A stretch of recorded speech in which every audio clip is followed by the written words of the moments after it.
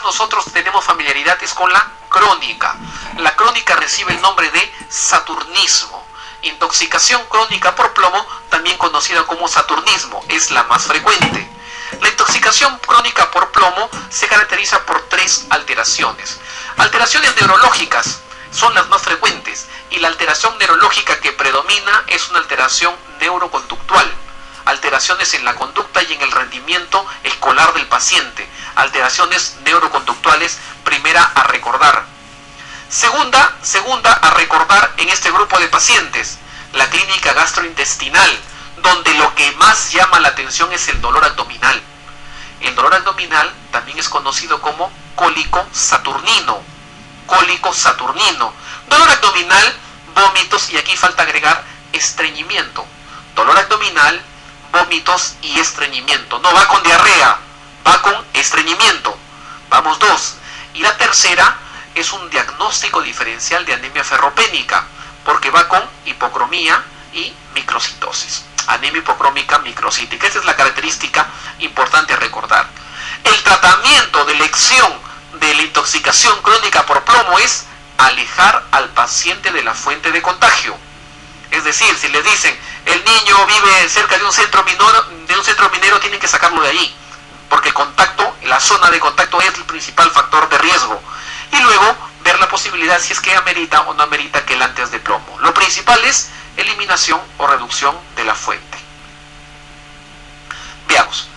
Paciente de 12 años de edad, presenta vómito, diarrea, cialorrea, miosis, broncoespasmo, fasciculaciones y convulsiones. ¿Cuál es el diagnóstico más probable? Tiene diarrea, vómito, cialorrea, miosis, broncoespasmo. Clínica, muscarínica o nicotínica. Muscarínica. Y además tiene fasciculaciones y convulsiones. Clínica, nicotínica, las fasciculaciones. Tengo una intoxicación por inhibidores de colinesterasa, donde debo buscar o órganos fosforados o carbamatos. Acá, ¿cuál sería? Órgano fosforado. Un niño de 8 años de edad es llevado a la emergencia con cialorrea, tos productiva, miosis, fasciculaciones y sudoración profusa. La madre refiere que ingirió un producto que desconoce. ¿Cuál es la sustancia más probable que ocasionó dicha reacción? Órgano fosforado. Traen a la emergencia una niña de 4 años que había estado jugando en la chacra de su abuela. Presenta cialorrea, debilidad, vómitos, diarrea y cólicos. Al examen, fasciculaciones musculares y pupilas mióticas. ¿Cuál es el tratamiento? ¿Cuál sería? Sulfato de atropina. Entonces, lo que les quiero dar en estas tres preguntas a conocer es que tal vez la intoxicación más preguntada en ENAN, en residencia, en este grupo de exámenes, es intoxicación por órganos fosforados. Les van a preguntar de diversas formas, ya sea la sustancia, ya sea el síndrome, que es un síndrome colinérgico, o ya sea el tratamiento a dar. Siempre se va a resaltar la clínica muscarínica y la clínica nicotínica. 6 años de edad y acude por náuseas y vómitos de 2 días de evolución. Hay fiebre y rinorrea, por lo cual recibe antipiréticos, descongestionantes nasales y vitamina C. Posteriormente tiene ictericia, bilirrubinas y transaminasas muy elevadas. Tengo un paciente con alteración hepática, ictericia, bilirrubinas y transaminasas muy elevadas, daño hepático. Secundario probablemente algo que consumió. ¿Qué consumió? Consumió antipiréticos, descongestionantes nasales y vitamina C. Uno de ellos es responsable del cuadro. Intoxicación hepática, ¿quién lo puede generar? Acetaminofén, ¿cierto? Paracetamol. En el caso de intoxicación aguda por acetaminofén, además de las medidas de urgencia que ya conocemos, ¿qué indica usted para evitar toxicidad hepática? N-acetilcisteína. Ojo, que es para evitar la toxicidad hepática, no para tratarla. Es para evitar el daño hepático, que hay que iniciarlo idealmente en las primeras 8 horas de haber consumido el producto. ¿Cuál es el efecto tóxico más importante de los hidrocarburos en el aparato respiratorio de los niños? Neumonitis por aspiración. Es una neumonitis química, que la comprobamos tomando una radiografía pasadas las 6 horas de haber consumido el producto. Varón de 9 años de edad, que vive en un centro minero, presenta encefalopatía precedida por alteraciones de la conducta y dolor abdominal tipo cólico. Diagnosticamos intoxicación por plomo. Falta un elemento de la triada, ¿no? Dijimos neurológico, dijimos dolor abdominal y falta anemia, que parece ferropénica, ¿cierto? Porque es hipocrómica microcítica. Avanzamos, vamos con cardiología pediátrica. Cardiología pediátrica. Dentro de la cardiología pediátrica, un aspecto bastante importante es las cardiopatías congénitas. Las cardiopatías congénitas, que la vamos a ver más adelante, la gran mayoría de ellas, van con una clínica que es insuficiencia cardíaca congestiva. La insuficiencia cardíaca congestiva es un síndrome, como ustedes ya saben la definición, la misma que el adulto: incapacidad del corazón para lograr satisfacer las necesidades de los tejidos, y si lo logra, lo hace aumentando la presión de llenado. Esa es insuficiencia cardíaca. Etiología, eso es lo diferencial del adulto del niño. Etiología de insuficiencia cardíaca. La causa más frecuente de ICC en el paciente pediátrico son cardiopatías congénitas. Causa más frecuente de ICC en niños, cardiopatías congénitas. Estas generan ICC frecuentemente en el primer año de vida, mucho más en los primeros 6 meses de vida. O sea, IC en el paciente pediátrico secundario a cardiopatías congénitas, sobre todo el primer año, y dentro de ese primer año, los primeros 6 meses de vida. Otras causas de ICC: miocarditis, miocardiopatía dilatada, anemia, sepsis. 20% de las cardiopatías hacen ICC en algún momento, 90% lo hacen en el primer año, 60% antes de los 6 meses. A más precoz la manifestación clínica, más grave y mayor mortalidad. La clínica de insuficiencia cardíaca. La clínica de insuficiencia cardíaca, la misma que el adulto. La clínica de insuficiencia cardíaca es disnea, ¿cierto? Dificultad con los esfuerzos, ¿cierto? Disnea de esfuerzo. Esa es la principal clínica de insuficiencia cardíaca en el paciente pediátrico. Vamos a ver aquí la clínica, pero les recuerdo algo. Lo que ustedes tienden a ver en el adulto, que es la congestión, con el edema marcado y todo eso, no lo van a ver en los niños. En los niños el edema tal vez lo van a notar a partir de la etapa escolar. En la etapa preescolar, en la etapa lactante, no es característico el edema. Sí, la parte congestiva, hepatomegalia, pero no va a ser característica clínica importante el edema, ¿ya? La clínica de insuficiencia cardíaca se divide en 2 grandes grupos: clínica de bajo gasto cardíaco con clínica de congestión. La congestión puede ser pulmonar y sistémica. La congestión pulmonar es clave en este paciente. La congestión sistémica, sobre todo, hepatomegalia. Edema poco vamos a encontrar. Y la clínica de bajo gasto cardíaco, ¿cómo la vamos a ver? Bajo gasto cardíaco: palidez, fatiga, pobre perfusión, piel marmórea. Es la clínica de bajo gasto cardíaco. Como hemos visto acá, nos dejamos guiar por la epidemiología. Dice 60% antes de los 6 meses. Antes de los 6 meses, ¿qué consumen los niños? Leche materna. Entonces, ¿cuál es la clínica principal del niño? Disnea. La madre dice, ¿qué va a decir? Doctor, mi hijo se cansa ¿cuándo? Cuando lacta. Disnea cuando lacta. Se agita cuando lacta. Y como se agita cuando lacta, la lactancia se hace entrecortada, ¿ya? Clínica de ICC en el lactante: agitación al lactar, lactancia entrecortada, agitación al lactar, lactancia entrecortada. ¿Qué más vamos a tener en cuenta en la clínica de estos pacientes? Si tenemos en cuenta, la ICC es un síndrome que va a permitir la participación de hormonas que van a participar buscando mejorar al paciente. Y dos son los sistemas que más participan: el sistema RA y el sistema adrenérgico. El RA, renina, angiotensina, aldosterona, y el adrenérgico, elevación de adrenalina. La elevación de adrenalina tiene un elemento clínico importantísimo, porque al generar taquicardia para que el paciente comience a perfundir mejor, en ese momento que va a generar taquicardia también se va a llegar a generar hipersudoración. Clínica importante del paciente con ICC del lactante: hipersudoración. Sudoración marcada, incluso profusa. ¿Qué le va a decir la madre? Se agita cuando lacta, lacta entrecortado y suda mucho. Eso es lo que le va a decir la madre. Por lactancia entrecortada, sudoración excesiva, dificultad para respirar. Avanzamos. La ICC va a constar en que el paciente se va a alimentar de la leche o se va a alimentar con los alimentos que recibe, pero a la larga el paciente, toda la energía, todo el gasto o toda la parte calórica que recibe, él lo va a gastar para que su corazón lata de manera adecuada y perfunda los tejidos. Y a la larga el paciente va a entrar en un síndrome hipercatabólico, en donde todo se va a consumir. Y al consumirse, que el paciente va a llegar a un estado de caquexia cardíaca. Entonces, una clínica del paciente con ISC va a ser disminución de peso, pobre ganancia de peso, disminución de peso, pobre ganancia ponderal. Y además el paciente, por los cuadros respiratorios que va presentando y por el cuadro de congestión pulmonar que presenta, tiene infecciones respiratorias a repetición, como obstrucciones bronquiales y como neumonías. Toda esta es la clínica de insuficiencia cardíaca congestiva del lactante, que es la más frecuente, teniendo en cuenta que se produce en los primeros 6 meses de vida.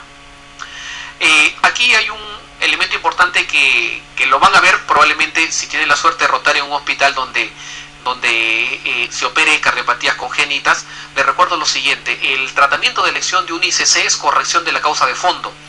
Entonces, si fuera, por ejemplo, vamos a etiología, si fuera, por ejemplo, anemia, corrijo la anemia.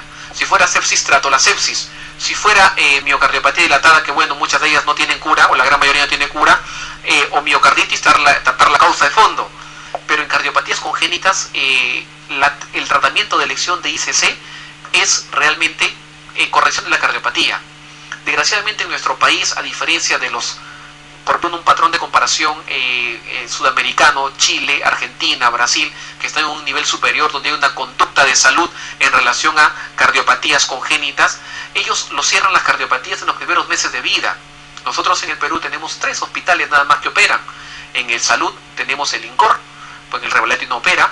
En el Salud tenemos el INCOR, y en el MINSA tenemos el niño de la Brasil, ya no opera, el niño que está en San Borja y el 2 de Mayo. Son los únicos hospitales que operan cardiopatías congénitas en todo el país. El porcentaje de cardiopatías congénitas es de 0.8 a 1% de recién nacidos vivos. Significa que de 100 partos que nacen, de 100 niños nacidos, por lo menos uno va a nacer con cardiopatía congénita. Entonces la idea es que se busque corrección de cardiopatías congénitas. Si no, lo que está planteado acá simplemente es un sintomático, pero que no va a ser mucho. La mejoría es planteamiento de corrección de la causa, o sea, corrección de la cardiopatía congénita. La receta de cocina, que es captopril, furosemida y espironolactona, puede ser útil al inicio, pero después no va a ayudar mucho en el tratamiento. Manejo, precarga, restricción hídrica, furosemida, espironolactona. Manejo de poscarga, captopril, que lo podemos llegar a utilizar, y nitroprusiato también nos ayuda de manera endovenosa. Inotrópico, la digoxina tiene poca utilidad, no lo utilizamos mucho porque tiene poco rango terapéutico y además genera elevada toxicidad. Pero sin los cuadros agudos de ICC aguda, utilizamos dopamina o dobutamina para mejorar la perfusión en el paciente en cuadros agudos severos. Pero como decimos, tenemos que identificar cuál es el elemento causal, y el elemento causal son las cardiopatías congénitas. Acá está toda la clasificación. A mí me interesa que recuerden la forma claramente establecida, que son las 3 a 4 más importantes. Cardiopatías congénitas se dividen en 2 grandes grupos. El porcentaje ya lo dije, de 0.8 a 1% de recién nacidos vivos. Las cardiopatías congénitas se dividen en 2 grandes grupos: aquellas que no generan cianosis y aquellas que generan cianosis. Las acianóticas y las cianóticas. Las más frecuentes de lejos son las acianóticas. Las acianóticas son las cardiopatías congénitas más frecuentes. De las acianóticas, la clínica principal es ICC. La clínica principal es ICC. ICC, sobre todo por flujo pulmonar aumentado. Entender esta parte de flujo pulmonar aumentado, que está pasando mucha sangre por la arteria pulmonar. Ubiquémonos mentalmente en el corazón derecho. En el corazón derecho estamos en la aurícula, válvula tricúspide, llega el ventrículo derecho. Del ventrículo derecho tenemos la arteria pulmonar que se va a los pulmones, ¿cierto? ¿Qué significa flujo pulmonar aumentado? Es aquellas cardiopatías que llevan más sangre de la normal al pulmón y lo congestionan. Eso significa flujo pulmonar aumentado. Siendo la característica o siendo las más frecuentes, CIB, CIA, PCA. CIB, cardiopatía congénita más frecuente, comunicación interventricular. CIA, comunicación interauricular. PCA, persistencia del conducto arterioso. Esas son las más importantes a recordar. Si me gustaría que recuerden algunas, son esas. Las cardiopatías congénitas más frecuentes son aquellas que generan clínica de ICC congestionando el pulmón, y esas son CIB, CIA, PCA, siendo la más frecuente CIB. Las otras que ven abajo que son obstructivas son aquellas que generan ICC, pero por estrechez de un vaso. Ejemplo, coartación de aorta. Al estar estrecha, irriga menos a los tejidos. De las cianóticas hay dos. La que genera ICC y la que genera hipoxia. ICC, transposición de grandes arterias. Esa es la que me interesa que recuerden. TGA, transposición de grandes arterias. Y la cianótica más frecuente en toda la edad pediátrica, tetralogía de Fallot. Entonces decimos, las cardiopatías congénitas se dividen en dos grandes grupos, las acianóticas y las cianóticas. Las acianóticas son las más frecuentes y tenemos ahí las que congestionan pulmón y las que generan ICC por obstrucción. Las que congestionan pulmón tenemos CIB, CIA, PCA, siendo CIB la más frecuente. De las cianóticas se dividen en dos grupos, aquellas que generan congestión o ICC y aquellas que generan hipoxia. La más frecuente en la etapa neonatal es la transposición de grandes arterias. La más frecuente en toda la edad pediátrica pasada la etapa neonatal, tetralogía de Fallot. Frecuencias. Acianóticas, CIB la más frecuente. PCA, cardiopatía más frecuente en el neonato prematuro. CIB o CIA, pasa desapercibida en la infancia, es mucho más frecuente en los adultos. Cianóticas, al nacer, la más frecuente, transposición de grandes vasos o de grandes arterias. Y tetralogía de Fallot, cardiopatía congénita, cianótica, más frecuente en toda la edad pediátrica. La tetralogía de Fallot tiene 4 componentes. Los 4 componentes son los 4 que ven ustedes acá. CIB, estenosis valvular pulmonar, dextroposición o cabalgamiento de aorta, hipertrofia de ventrículo derecho. La cardiopatía congénita cianótica más frecuente en toda la edad pediátrica es tetralogía de Fallot, que se caracteriza clínicamente porque el paciente vive en hipoxia crónica, hipoxemia crónica. Normalmente esos pacientes saturan entre 60 a 70%. Se caracteriza porque tiene 4 componentes, de ahí el nombre tetralogía de Fallot. El principal componente que guía la clínica de una tetralogía de Fallot es la estenosis valvular pulmonar. Ese es el principal componente. Tenemos además CIB, tenemos cabalgamiento de aorta, tenemos hipertrofia de ventrículo derecho. Son los 4 componentes. Si le sumamos CIA, se llama pentalogía de Fallot. Radiográficamente la tetralogía de Fallot genera el famoso zapato sueco o zapato o radiografía de corazón en forma de bota o el corazón en forma de zapato sueco. ¿En qué consiste este hallazgo? En que no hay cardiomegalia, el daño cardíaco es normal, en que el segmento de la pulmonar hay una concavidad, en la hipertrofia del ventrículo derecho que se caracteriza por generar una elevación, punta elevada acá. Signo del hachazo es la concavidad a nivel de la pulmonar. Eso significa la radiología en Fallot. Shock en pediatría. La causa, simplemente para hacer un recordatorio, han visto la semana pasada ustedes el cuadro de diarrea y deshidratación. Recordemos que la causa más frecuente de shock en pediatría es shock hipovolémico. Shock hipovolémico por deshidratación secundaria, diarrea. Esa es la causa más frecuente. Le sigue en orden shock distributivo, donde tenemos ahí el séptico como más frecuente e importante. Shock cardiogénico lo podemos ver en pacientes con cardiopatía congénita, como ya hemos visto anteriormente, y también puede haber shock obstructivo. Vamos a ver, ¿en qué grupo etario se presenta con más frecuencia la insuficiencia cardíaca en niños? ¿Qué grupo etario? 1 a 5 años, 6 a 10 años, 11 a 15 años, menores de 6 meses o de 6 a 12 meses.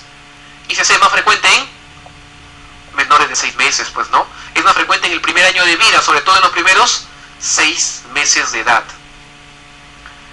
Lactante de 2 meses de edad, con infecciones respiratorias a repetición, su percentil es menos del percentil 10, lacta entrecortado, sudoración profusa y se agita. ¿Cuál es el diagnóstico más probable? ICC, ¿cierto? ICC, lactancia entrecortada, hipersudoración y dificultad respiratoria. Además, infecciones respiratorias y percentil menos del 10, pobre ganancia de peso. Se recibe una consulta o en una consulta un niño de 5 meses cuyo signo mayor es la pobre ganancia de peso. Pesó al nacer 3,7 kg, peso actual 4,5 kg. Recordamos algo que vieron la semana pasada. Un niño duplica su peso al nacer, quinto mes de vida. Significa que si este niño nació con 3 kilos 700, al mes debería tener el doble. O sea, deberíamos estar en, por lo menos pasados los 7 kilos, ¿cierto? Deberíamos estar en 7,400 si seguimos la regla, pero tiene 4,500. O sea, pobre ganancia de peso. Además, la madre refiere que el acta debe ser entrecortada con sudoración excesiva y se muestra irritable. Al examen físico, taquipnia. ¿Cuál es el diagnóstico más probable? Insuficiencia cardíaca congestivo de la época del lactante. ¿Cuál es la cardiopatía congénita más frecuente en la infancia? CIB, ¿cierto? Comunicación interventricular. CIB. ¿Y la cianótica más frecuente? Tetralogía de Fallot.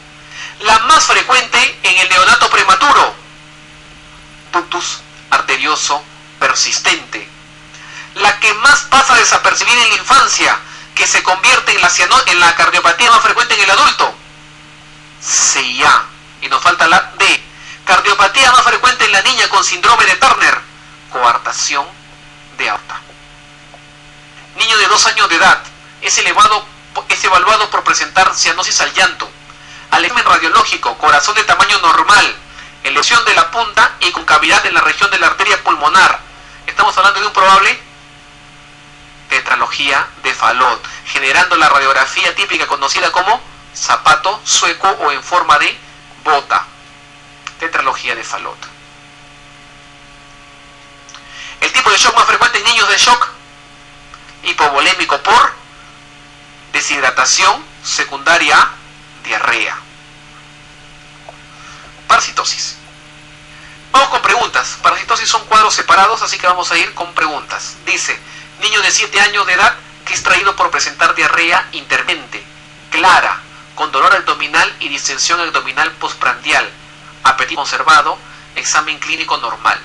Las parasitosis, hay muchos parásitos planteados.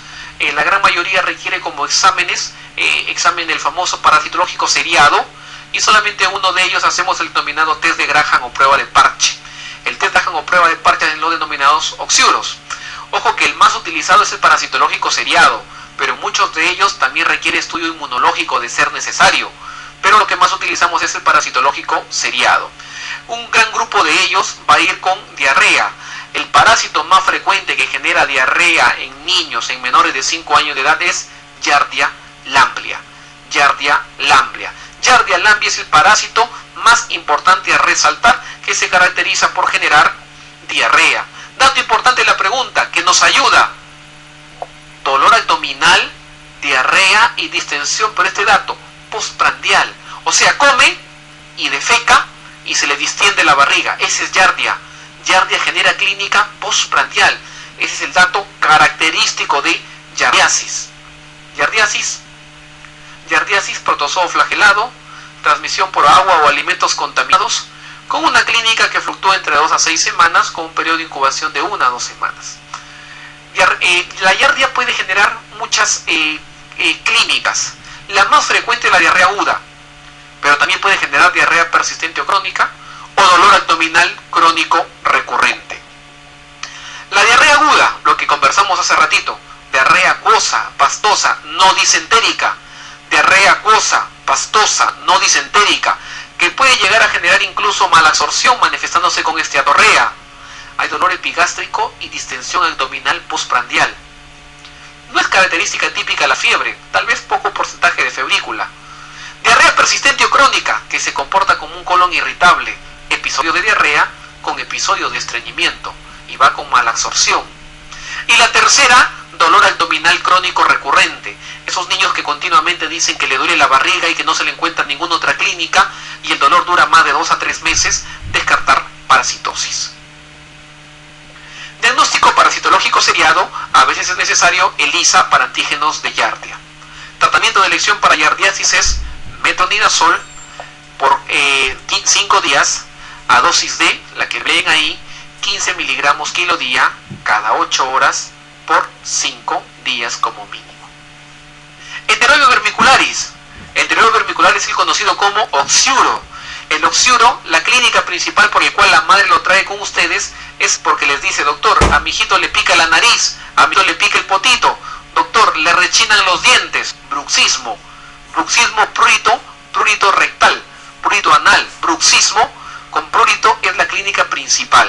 Además puede haber pobre tolerancia a los alimentos, hiporexia, anorexia y retraso en el crecimiento.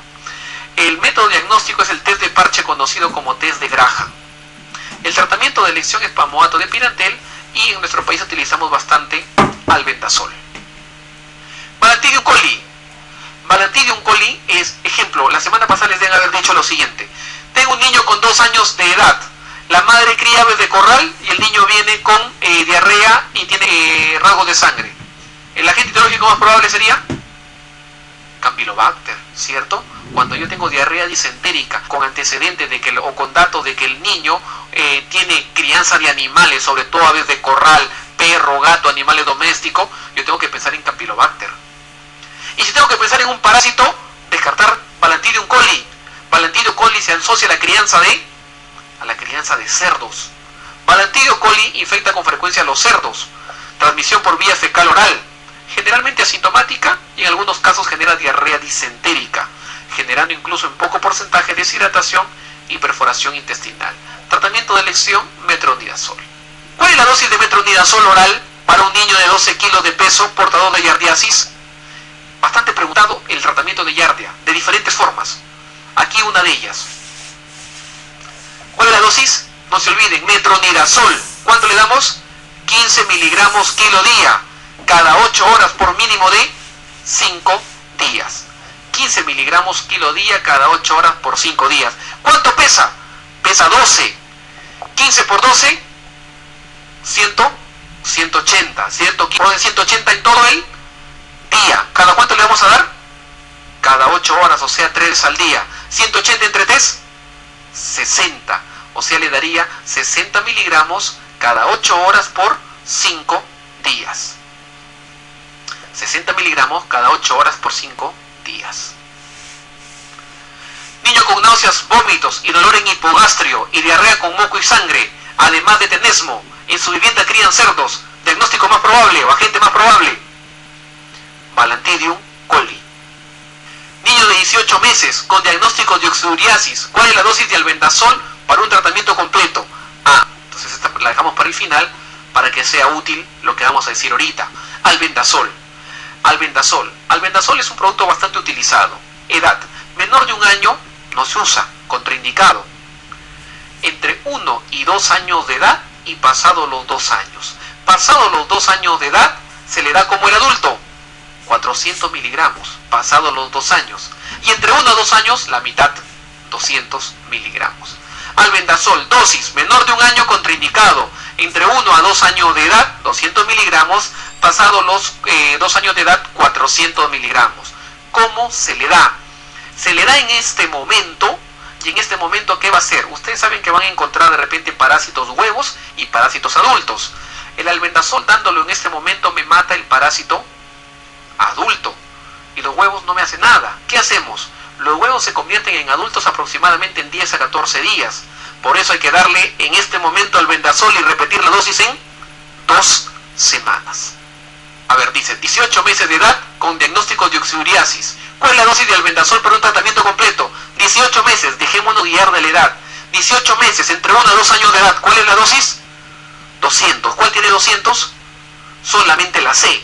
200 dice 200 miligramos, una sola dosis y repetir a las 2 semanas. Verdadera la letra C. Vamos con la parte abdominal. De la parte abdominal hay que resaltar algunas patologías que son frecuentes y que son indicación de cirugía en el paciente pediátrico. Una de ellas es estesis hipertrófica de píloro. Más que leerlo, prestemos atención y conversemos un poquito sobre el tema. Miren, datos importantes: epidemiología, edad. La estenosis pilórica puede debutar entre los 10 días a los 3 meses de edad, pero lo más frecuente, clásico, cuadro clínico típico, tercera semana de vida. ¿Ya? Pues el rango de edad es desde la segunda, o sea, desde los 10 días hasta los 3 meses, pero el caso clínico típico es tercera semana de vida. Vamos 1. Siguiente, más frecuente en varones, y sobre todo varones primogénitos. Entonces, varón primogénito que alrededor de la tercera semana de vida viene, ¿por qué? Porque su clínica principal es vómito. La madre dice lo siguiente: doctor, mi hijo cada vez que le doy de lactar vomita. ¿Cuántos días está así? 3 días. Le doy de lactar y a los pocos minutos vomita todo. Y doctor, vomita en chorro, bota a lo lejos toda la leche. Esa es estenosis pilórica. Vómito postprandial, lácteo o alimenticio, vómito no bilioso en proyectil, a los pocos minutos de haber terminado de lactar. Ustedes le preguntan, ¿y luego de que vomita qué hace el niño? Parece un poco cansadito, pero luego le ofrezco el pecho y quiere seguir lactando.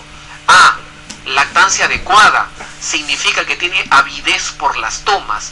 Ese es el paciente con estenosis pilórica. Pero le doy de lactar y vuelve a vomitar. Y yo ya lo traigo porque ya lo veo que sus ojos están un poco hundidos. La madre lo trae y ustedes lo llevan a la camilla a evaluarlo. Lo que van a encontrar en este paciente va a ser la clínica típica de los vómitos, o sea, la consecuencia, mejor dicho, o sea, deshidratación y pérdida de peso. Repetimos, estenosis pilórica, más frecuente en varón primogénito alrededor de la 3ª semana de vida, que después de lactar vomita, vómitos postprandiales en proyectil, contenido alimenticio, no bilioso. Que después de lactar el paciente, que después de vomitar el paciente quiere seguir lactando, tiene avidez por las tomas. La consecuencia de esto es deshidratación y pérdida de peso. Al examen físico, aparte de encontrar la clínica de deshidratación y de repente perder peso, lo que ustedes van a ir a buscar inmediatamente es una prueba que es patognomónica, un hallazgo que es patognomónico. ¿Qué es estenosis pilórica? El nombre lo dice. A nivel del píloro se ha estrechado la parte muscular impidiendo el pase de la alimentación. Entonces se va a formar como una estructura acá, como una bola, que es la oliva pilórica. La oliva pilórica, ¿dónde la encuentro? ¿En el epigastrio o en el hipocondrio derecho? Es patognomónica de estenosis pilórica, pero la gran mayoría de veces no se encuentra. Es patognomónica, van a buscarlo, pero no lo encuentran. Esa es estenosis pilórica. Una vez que ustedes han planteado y no lo encuentran, ustedes dicen, ¿cómo diagnostico píloro? Prueba gold estándar diagnóstica para píloro, imagenológica, ecografía abdominal. Gold estándar diagnóstico para estenosis pilórica, ecografía abdominal. Entonces ustedes lo han dejado ahí a la mamá con el niño, le han pedido su eco, viene el eco y validan estenosis pilórica. Le mandan interconsulta a cirugía pediátrica inmediatamente. Cirugía pediátrica ve, lo evalúa al paciente, valida el diagnóstico y le dice, ya mira, pídele todo su prequirúrgico, pero está deshidratado, hidrátalo primero. Viene el prequirúrgico y hay alteración metabólica ácido-base. El paciente con estenosis pilórica hace una alcalosis metabólica, con disminución de cloro, con disminución de potasio. Alcalosis metabólica, hipocalémica e hipoclorémica. Y la cirujana que te va a decir, mira, tú quieres que lo opere, pero compénsalo primero, ¿no? Mejóralo bien, hemodinámicamente, hidroelectrolítico, y luego lo paso a cirugía. Primera medida para una cirugía de píloro es mejorar el estado de hidratación y trastorno del paciente, y luego pasarlo a cirugía, siendo la cirugía de elección la piloromiotomía submucosa o extramucosa de Ramstedt. Piloromiotomía submucosa o extramucosa de Ramstedt. Entonces acá está todo lo que hemos conversado. Varón primogénito que alrededor de la 3ª semana comienza a vomitar, vómito postprandial en proyectil, y después de vomitar quiere seguir lactando, tiene succión vigorosa, pero no gana peso. Menos del 15% puede tener ictericia, a predominio de bilirrubina inyecta, y buscar siempre la oliva pilórica como hallazgo patognomónico. En las alteraciones ácido-base tenemos alcalosis metabólica, hipocalémica e hipoclorémica. La radiografía simple de abdomen y la con contraste que antes daba el signo de la cuerda, que no es muy frecuente su hallazgo, ya no es útil. El gold estándar diagnóstico es ecografía abdominal. Y el tratamiento de elección es quirúrgico previa compensación del estado hemodinámico y ácido base. La cirugía de elección es piloromiotomía, piloromiotomía submucosa o extramucosa de Ramstedt. Piloromiotomía submucosa o extramucosa de Ramstedt. Vamos a otra patología que se llama invaginación intestinal. El nombre que también recibe es intususcepción intestinal. Invaginación intestinal o intususcepción intestinal. Dicho de manera clara, la invaginación intestinal o intususcepción primero es más frecuente en varones. 4 veces más frecuente en varones que en mujeres. Siguiente, si vemos ahí la zona más afectada, varios segmentos se pueden afectar, pero para poder entrar en el tema, recordemos que el segmento más afectado es ileocólico. Ileocólico. Miren, ese es de manera normal, como ustedes ya saben, por anatomía, pero ¿qué es invaginación o intususcepción? Es que un segmento intestinal se mete dentro de otro. Acá tenemos el ileo, se mete dentro del colon. Ileocólico, invaginación intestinal. Al ingresar en un segmento intestinal dentro de otro, va a comenzar con la clínica. La principal clínica de una invaginación intestinal es dolor abdominal. Es dolor abdominal tipo cólico, pero ojo, que la invaginación intestinal es progresiva, se va dando de manera progresiva a medida que pasa el tiempo. Por eso el dolor abdominal al inicio es paroxístico, intermitente, pero a medida que va pasando el tiempo ya se hace persistente. Dolor abdominal paroxístico, intermitente, hipocólico. Pasa el dolor. Entre dolor y dolor, el paciente las primeras horas está tranquilo, pero a medida que el cuadro se va comprometiendo entre dolor y dolor, el paciente se va poniendo ya con afectación del estado general, con palidez, con debilidad, con irritabilidad y con letargia. Así se pone entre los episodios de dolor. Nosotros sabemos que el niño a partir de los 3 años de edad recién me puede decir de manera clara: doctor, me duele la barriga, estoy teniendo dolor de barriga, o le señala. Menos de 2 años de edad no nos dan a conocer muchas veces esta clínica. Entonces, ¿cómo se manifiesta clínicamente el dolor abdominal en ese grupo etario? Irritabilidad, llanto. Y como es paroxístico, llanto intermitente. ¿Y los niños qué hacen para calmar su dolor? Se ponen en posición de cuclillas o llevan las extremidades inferiores hacia el abdomen. Posición en cuclillas o encogimiento de miembros inferiores, mejoría de dolor en estos pacientes. Entonces, primera clínica y clínica más importante de una invaginación o intususcepción es dolor abdominal. El dolor abdominal tipo cólico intermitente, que tiene algunos equivalentes de acuerdo a la edad, y que en niños pequeños su principal equivalente es crisis de llanto intermitente, y que el paciente, para mejorar el dolor que hace, encoge miembros inferiores, se pone en posición de cuclillas. Segunda clínica, que también es bastante frecuente, vómitos. Vómitos, segunda clínica importante tener en cuenta. Ojo que la invaginación intestinal es la causa más frecuente de obstrucción intestinal entre los 3 meses y 6 años de edad. Significa que la consecuencia va a ser obstrucción intestinal. ¿Cómo se da? De manera progresiva. Al inicio el paciente puede defecar de manera normal, porque todavía no está totalmente obstruido. En las primeras 6 a 12 horas, el paciente puede defecar heces sanguinolentas, conocidas como heces en jalea de grosella, completamente rojo, heces en jalea de grosella. Pero pasada el tiempo, el paciente ya no evacúa, ya no elimina flatos, significa que está completamente obstruido. Vamos a 3 clínicas: dolor, vómitos, eliminación de heces. Cuarta clínica: al examen físico, aparte de encontrar lo típico de obstrucción intestinal como distensión abdominal, ruidos hidroaéreos, metálicos o ausencia de ellos, puedo encontrarme una masa abdominal. ¿En qué zona? En la zona donde está la más frecuente, que es ileocólica, o sea, en fosa ilíaca derecha, que puede llegar hasta hipocondrio derecho. Esa es la masa abdominal palpable. Ya tenemos 4 clínicas, las 4 clínicas clásicas de invaginación: dolor abdominal, vómitos, sangre en las heces y masa abdominal palpable. El tratamiento de invaginación intestinal nos ayuda bastante en el diagnóstico ecografía abdominal. Ecografía abdominal útil en el diagnóstico de invaginación intestinal. La primera prueba, la gold estándar a pedir: ecografía abdominal. El tratamiento de elección hay 2. Hay un tratamiento que es reducción de la invaginación por vía de enemas, y la otra que es quirúrgica. En nuestro país la más utilizada es quirúrgica. Mientras más precoz sea el diagnóstico, es más útil la reducción hidrostática por enemas, pero a medida que aumenta el tiempo de enfermedad, la conducta o la solución pasa a ser quirúrgica. Apendicitis. Apendicitis en el paciente pediátrico. La apendicitis puede darse desde un neonato. Hay casos reportados en neonatos, hemos visto casos en neonatos, pero su grupo etario principal es preescolares y sobre todo escolares. Preescolares y sobre todo escolares. Es el principal grupo etario. A tener en cuenta que el motivo principal no es el hallazgo de un fecalito, sino es la hipertrofia adenoidea. Hipertrofia adenoidea, que es bastante la parte de ganglios que se encuentran a nivel de la zona de fosa ilíaca derecha. Clínica. La clínica principal, dolor abdominal, al igual que el adulto. Pero miren, a veces se dice lo siguiente: todo dolor abdominal en fosa ilíaca derecha en pediatría, descartar apendicitis. En los niños no van a dar a conocer la típica migración que se nota en el adulto.